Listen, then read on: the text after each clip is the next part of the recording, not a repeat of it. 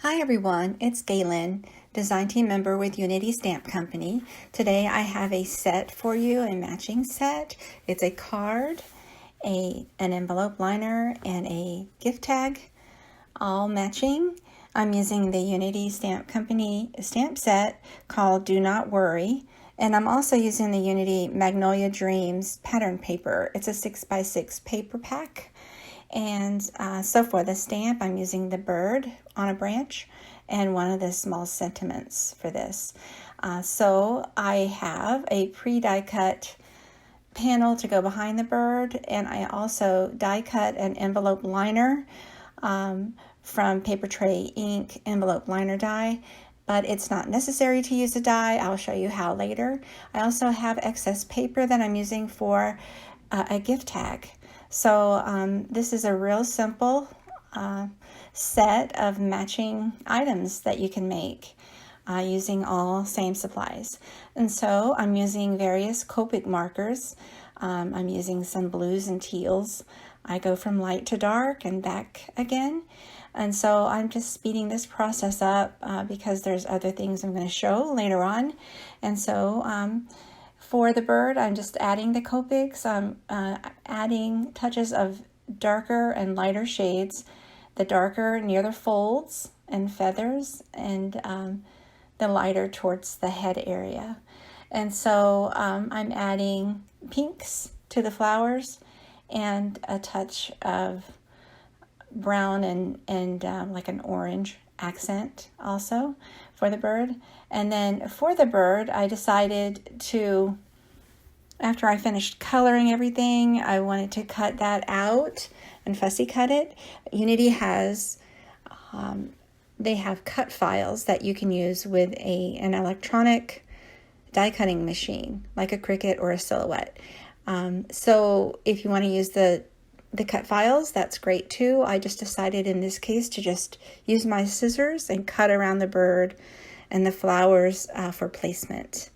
And so that's what I decided to do. It's up to you.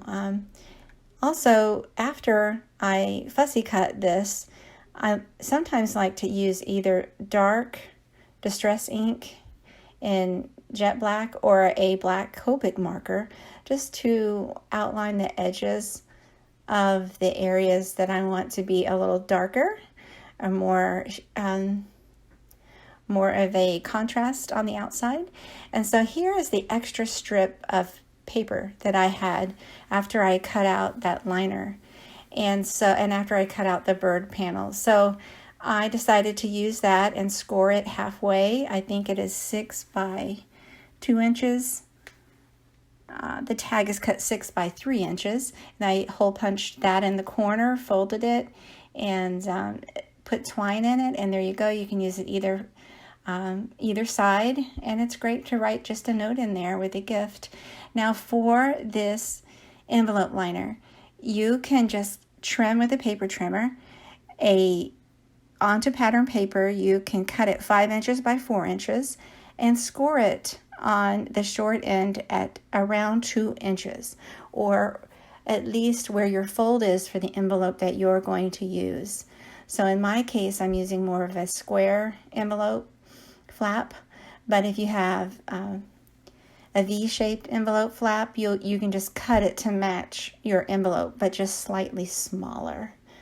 And so this one fits my envelope, but so will cutting it at the shortest end of that envelope top. So the shortest end of my envelope top is 5 inches wide, and so you trim that all the way down and place it in there and only add adhesive to the top part. And so you match up where the fold lines are after you score it to your envelope. And then you fasten it down. It should fold nicely and remain inside the envelope. And so this is a nice accent to your card. And so I place that die cut panel right onto the card base. I place that sentiment on there, and the bird I popped up with foam tape, and I overlap the sentiment just a bit, just for an accent. And it's a top fold card, and there's your tag. and your card and a card envelope. And so this is great to use as a gift set to give to somebody. Thanks so much for watching. I hope you take a moment to like and subscribe to my YouTube channel. Have a great day.